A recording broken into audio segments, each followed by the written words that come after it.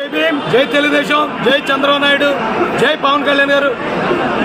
ఈరోజు ఈ గన్నవరం అంటే డాక్టర్ బిఆర్ అంబేద్కర్ కోనసీమ జిల్లాలోని అత్యంత ప్రతిష్టాత్మకమైన ఈ నియోజకవర్గానికి తెలుగుదేశం పార్టీ మరియు జనసేన పార్టీ ఉమ్మడి అభ్యర్థిగా పెద్దలు నన్ను ఆశీర్వదించి ఇక్కడ పంపించడం జరిగింది.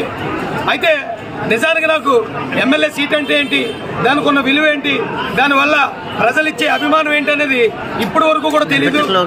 ఈరోజు నేను ఈ వినాయకుని ఆలయం దగ్గరకు వచ్చి బి గన్నవరంలో ఉన్న ఈ ప్రజలందరి ప్రేమాభిమానాలు చూసిన తర్వాత చంద్రబాబు నాయుడు గారు, పవన్ కళ్యాణ్ గారు నాకు ఇచ్చిన ఈ వరం ఏంటో నాకు అర్థమైంది. వారిద్దరికి ముందుగా ధన్యవాదాలు తెలియజేసుకున్నాను.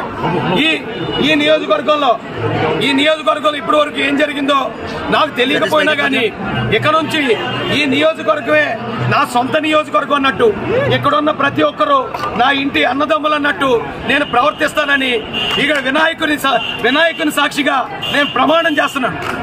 ఈ నియోజకవర్గం కోసం,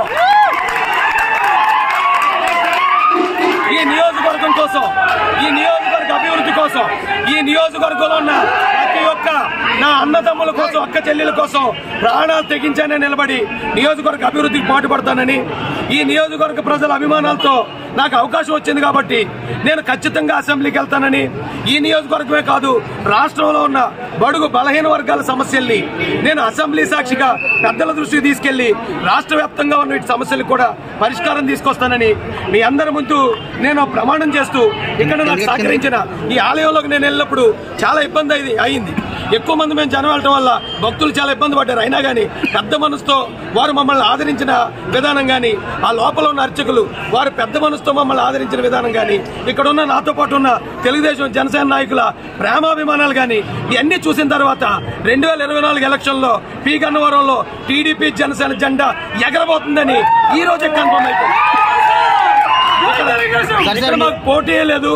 ఖచ్చితంగా ఈ హవా రాష్ట్ర వ్యాప్తంగా కొనసాగుతుందని, 160 సీట్లకు తగ్గకుండా రాష్ట్ర ప్రభుత్వం కూడా తెలుగుదేశం జనసేన ప్రభుత్వం ఏర్పాటు చేస్తుందని మీ అందరి ముందు తెలియజేస్తూ సెలవు తీసుకున్నాను.